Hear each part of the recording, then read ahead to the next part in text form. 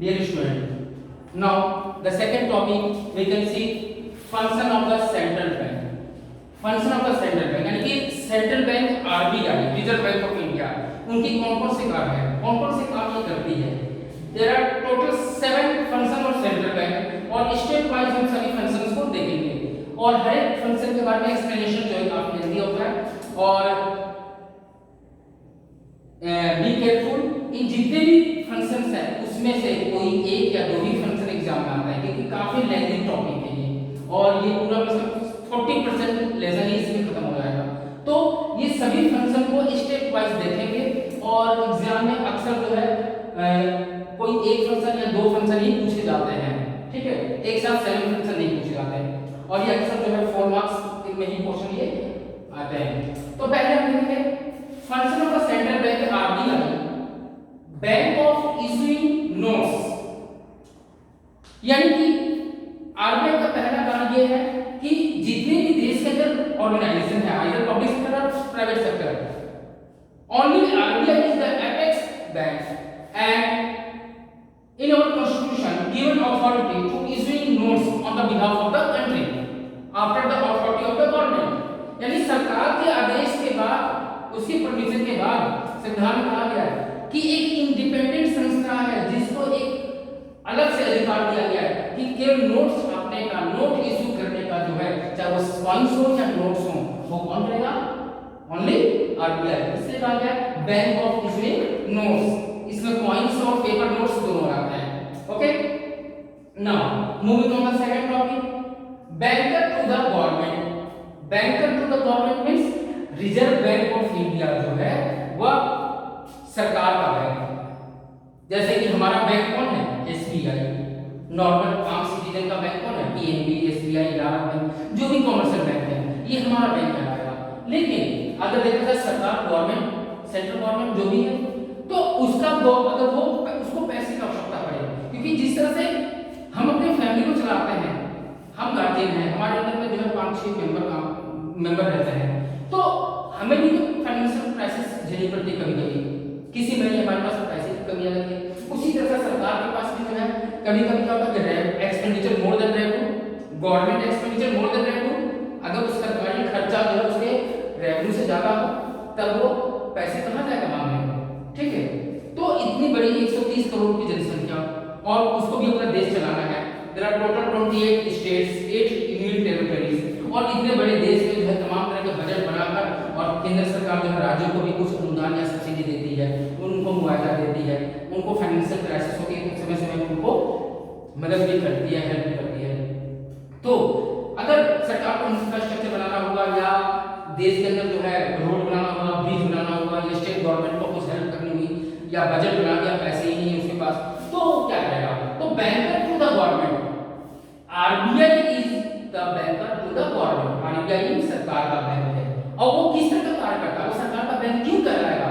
क्या काम करता है? वो सरकार बैंक है, वो सरकार के एक्सपेंडिचर और रेवेन्यू का अकाउंट मैनेज करता है. First point, manage account of the government कि कितना सरकार का पैसा आ रहा है, tax and non tax revenue कितनी है सरकार की, कितना पैसा आ रहा है, एंड एक्सपेंडिचर कि सरकार के खर्चे कितने हैं, इसका जो है लेखा जोखा जो है ट्रांजैक्शन जो है वो सबका हिसाब किताब जो है आरबीआई करता है. किसका? गवर्नमेंट का. सेकंड पॉइंट, गवर्नमेंट की कई सारी बॉन्ड्स होती हैं, गवर्नमेंट की बहुत सारी सोशल सिक्योरिटीज होती हैं, बहुत सारी सिक्योरिटीज होती हैं. ठीक है, ओएनजीसी हो गया, रेलवे हो गया, कोल हो गया, पेट्रोलियम हो गया. तो गवर्नमेंट की जो सिक्योरिटीज होती हैं, जो संपत्ति होती है, गवर्नमेंट भी उसको बेचती है अपनी सिक्योरिटीज को, लेकिन डायरेक्ट गवर्नमेंट सरकार मार्केट में नहीं उतरती. वो किसके थ्रू बेचती है अपनी securities? By the RBI, through RBI. Yes, government अपनी जो है सिक्योरिटीज को आरबीआई के थ्रू बेचती है और इस तरह से सिक्योरिटी बेचने वालों को पैसे अर्न करती है. तो हम कह सकते हैं कि RBI is the banker to the government. Okay, third, bankers bank and supervisory role. Bankers bank means RBI is the apex bank and supervise all the commercial bank. ये सभी कमर्शियल बैंकों का बैंक कहलाता है. जैसे कि हमने पहले ही बताया था कि आरबीआई जो है सभी बैंकों का गार्जियन है, सभी व्यापारिक यानी कमर्शियल बैंक का अभिभावक है. कोई भी उनके व्यापारिक बैंकों में कोई फाइनेंशियल क्राइसिस आ जाती है, जैसे कि हमारे परिवार में गार्जियन है, गार्जियन के अंडर में जो है 5-6 मेंबर लोग हैं और किसी को कोई समस्या आ जाती है, कोई बीमार पड़ गया, तो भाई सबसे बड़ी नैतिक जिम्मेदारी जो है गार्जियन जो सबसे हेड ऊपर होता है कि भाई किसी को कोई समस्या ना हो और फाइनेंशियल या कोई हेल्थ से रिलेटेड, और हम तुरंत उसकी हेल्प करते हैं।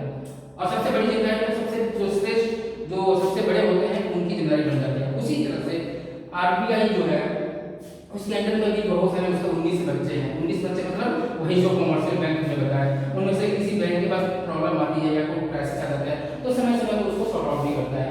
तो इसे कहते हैं बैंकों का बैंक है, ये सभी बैंकों का बैंक है, उनके ऊपर है, ठीक है, उन पर निगरानी करता है, सुपरविजन करता है। किस तरह का काम करता है वो बैंक को बैंक क्यों कर रहा है, तो कुछ इंपॉर्टेंट वर्ड हमने इस पार्ट के इसमें से लिखे हैं, उसको आपको ध्यान देना। Accept deposit from commercial bank, वो कमर्शियल बैंक के पास जो डिपॉजिट होता है सीआरआर के रूप में, या कई बार ऐसा होता है कि कुछ बैंक ऐसे थे जो बहुत फायदे में होते हैं। मुंबई, कोलकाता, दिल्ली में बहुत सारे बैंक हैं जो बहुत प्रॉफिट में होते हैं, ठीक है, कस्टमर उनके ज्यादा होते हैं, बहुत लाखों करोड़ों का जो है एसेट्स होता है बैंकों के पास। तो जब बैंकों के पास कभी कभी पैसा ज्यादा हो जाता है, जैसे हमारे पास पैसा ज्यादा हो गया, अचानक लॉटरी लग गई या अचानक कहीं से पैसा आ गया या कुछ पैसा हमने सेव कर लिया, कुछ खर्चा कम है, हमारे पास पैसा बच गया, तो क्या करेंगे, बैंक को जमा कर देंगे। उसी तरह से कमर्शियल बैंक के पास भी जब एक्सेस पैसा होता है तो वो भी जो है अपने पैसे को किसके पास जमा करती है, आरबीआई के पास। जिस तरह से हम जमा करते हैं पैसे तो हमें ब्याज मिलता है, इंटरेस्ट मिलता है, उसी तरह से कमर्शियल बैंक जो पैसा जमा करती है आरबीआई के पास, तो उस पर भी आरबीआई कमर्शियल बैंक को क्या देती है, ब्याज देती है, ठीक है। बाकी हम डिटेल में नेक्स्ट टॉपिक में पढ़ाएंगे, बहुत सारी चीजें हैं इसमें। तो accept deposit from commercial bank and offer loan. Offer loan means जो अभी मैंने बताया कि कभी कभी किसी बैंक में फाइनेंशियल क्राइसिस आ जाती है, बैंक दिवालिया हो जाता है, बैंक कभी कभी फेल हो जाता है, उसके पास इतने पैसे नहीं होते कि वो अपने कस्टमर को पैसा लौटाए, तो ऐसे में जो है उसको डूबने से बचाने के लिए आरबीआई जो है समय समय पर उनको लोन देती है, और लोन बहुत ही लो इंटरेस्ट रेट में देती है और लंबे समय के लॉन्ग टर्म में देती है, 50 ईयर 30 ईयर जो भी है, ताकि जो है वो बैंक कम से कम उस क्राइसिस से बच सके। इसलिए हम कह सकते हैं कि ये बैंकों का बैंक है और वो बैंकों के ऊपर निगरानी भी करती है, यानी कि जो आरबीआई है वो CRR, cash reserve ratio, SLR, statutory liquidity ratio, repo rate, ये तमाम तरह के इंस्ट्रूमेंट यूज करती है और इसका इंप्लीमेंटेशन किस पे करती है, कमर्शियल बैंक में। और कमर्शियल बैंक को इन सभी रूल्स को फॉलो करने पड़ते हैं, वो उसको डिनाई नहीं कर सकता। इसके बारे में नेक्स्ट डिटेल काफी डेप्थ में हम पढ़ेंगे पेपर में। Lander of the last resort, lander of the last resort, इसका मतलब क्या हुआ कि यानी कि जितने 19 कमर्शियल बैंक है, जितने भी व्यापारिक बैंक हैं, अगर उनको कोई फाइनेंशियल क्राइसिस आ जाती है, कोई दिक्कतें आ जाती है, जो जस्ट मैंने अभी आपको एक्सप्लेन भी किया था, तो उनका अंतिम ऋणदाता, अंतिम पालनहार, जिसे सिंपल मैं अपनी तरफ से बोल रहा हूँ, ये बहुत सिंपल तरीके से कि अंतिम ऋणदाता या अंतिम पालनहार या अंतिम जो है दया दृष्टि करने वाला वो कौन है, वो आरबीआई है, क्योंकि भाई उनका गार्जियन है। इसलिए हम इसको कहते हैं lender of the last resort due to the financial crisis. कभी भी विधि संकट आ जाते हैं, बैंक फेल होने के कगार में है, बहुत ज्यादा मंदी आ गई है, बैंक डूब रहा है, ठीक है, तो ऐसे में उसको बचाने का उपाय, उसको सहायता कौन करता है, ना सेंट्रल गवर्नमेंट, ना स्टेट गवर्नमेंट, ना ही सुप्रीम कोर्ट, ना ही आम जनता, बस एक ही पालनहार है, एक ही जो है आश्रयदाता है, ऋणदाता है, और वो है आपका आरबीआई। इसी को हम कहते हैं lender of the last resort. Next, custodian of foreign exchange. Custodian of foreign exchange means जो हमारे फॉरेन एक्सचेंज है, for example $1 is equal to ₹70, ये अप एंड डाउन होता रहता है, इसे हम फॉरेन एक्सचेंज रेट कहते हैं। $1 कितने रुपए के बराबर है, 70 रुपए के बराबर है। तो ये एक्सचेंज रेट, इसी को हम यहाँ पे कहेंगे कस्टोडियन ऑफ फॉरेन एक्सचेंज, यानी कि जो विदेशों से पैसा आता है, जो पैसा हमारे देश से बाहर जाता है, उसका लेन देन होता है, जो बेचा और खरीदा जाता है, जिसे हम मैनेज फ्लोटिंग भी कहते हैं।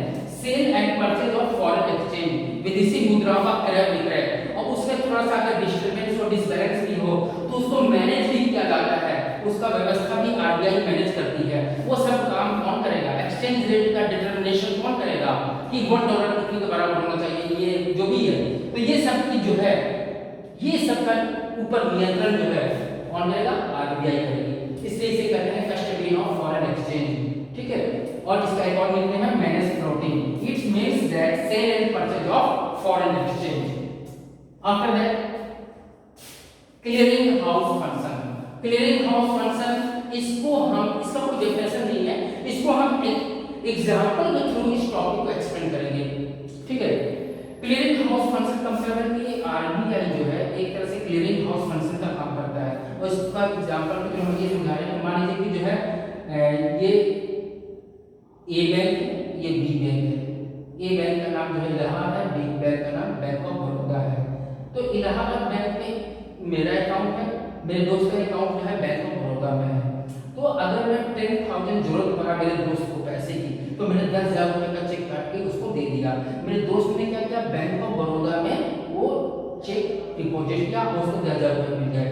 और 6-7 महीने बाद अचानक मुझे भी पैसे की आवश्यकता हुई, तो 15,000 रुपए जो है बैंक ऑफ बड़ौदा में जो अकाउंट है मेरे दोस्त का, उसने चेक काट कर मुझे दे दिया। अब मेरा अकाउंट है इलाहाबाद बैंक में, मैंने अपने इलाहाबाद बैंक में जो है उसको डिपॉजिट किया। तो इस तरह से जो भी ट्रांजैक्शन हो रहे हैं bank A to B and B to A, ध्यान रखना, bank A to B and B to A, monetary transaction, लेन देन, वो किसके अंडर में हो रहा है? आरबीआई के अंडर में। ऑनलाइन, सब कंप्यूटराइज्ड नेटवर्क, इंटरनेट के थ्रू होता है।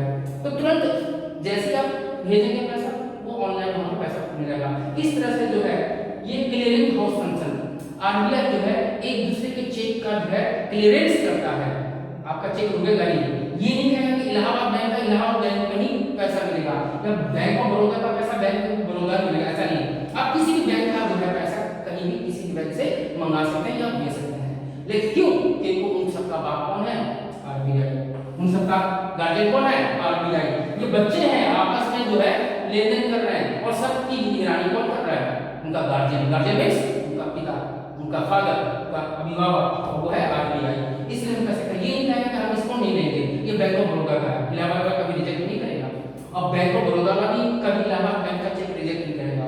क्यों? क्योंकि जानता है कि हम दोनों का कार्य जो है निगरानी, या हम दोनों का गार्जियन ऊपर देख रहा है, वही हम लोग का जो है एक्टिविटी को कंट्रोल कर रहा है। इसलिए ये क्लियरिंग हाउस फंक्शन कहलाता है कि चेक का जो है जो ट्रांजैक्शन करते हैं उसको इजीली आरबीआई क्लियर करता रहता है। उम्मीद करते हैं कि इतने सॉलिड एग्जाम्पल और इतना इजी तरीके से मैं आपके साथ जोड़कर जो आपको मैं बता रहा हूँ जमीनी स्तर पे, इससे आपको बहुत ही अच्छे से समझ में आ जाएगा। और इसी को बुक में जो है 1 पेज में जो है एक्सप्लेनेशन करके और टू द पॉइंट जो है दिया हुआ है। लेकिन इतना छोटा सा एग्जाम्पल और जिस तरीके से सरल भाषा में सिंपल वे में मैंने आपको बताया, जिससे आप खुद भी लिख सकते हैं, ठीक है। Next the last function of the central bank is control of credit. Control of credit means जो साख है, क्रेडिट मींस साख, जो मुद्रा है उसको नियंत्रित करती है कौन? आरबीआई। कब करती है? इन्फ्लेशन में। अब और कब करती है? डिफ्लेशन में। इन्फ्लेशन मींस मुद्रास्फीति और डिफ्लेशन मींस मुद्रास्फीति, यानी कि महंगाई और मंदी जब भी आती है तो उसी के अनुसार आरबीआई भी अपने इंस्ट्रूमेंट, अपने जितने भी अस्त्र हैं, जितने भी उसके हथियार है, यूज करना शुरू कर देती है।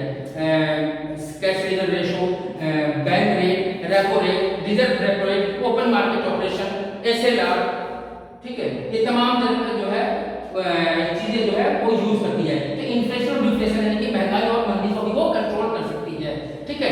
सीआरआर या एसएलआर या बैंक रेट या ओपन मार्केट में इंटरेस्ट रेट को इंक्रीज करके या डिक्रीज करके, या अपनी सिक्योरिटीज को मार्केट में बेचकर या खरीदकर, ठीक है। इसके बारे में डिटेल में नेक्स्ट जो है टॉपिक आएगा, उसमें लैंग्वेज हम इसको समझाएंगे। फिलहाल ये आपका जो है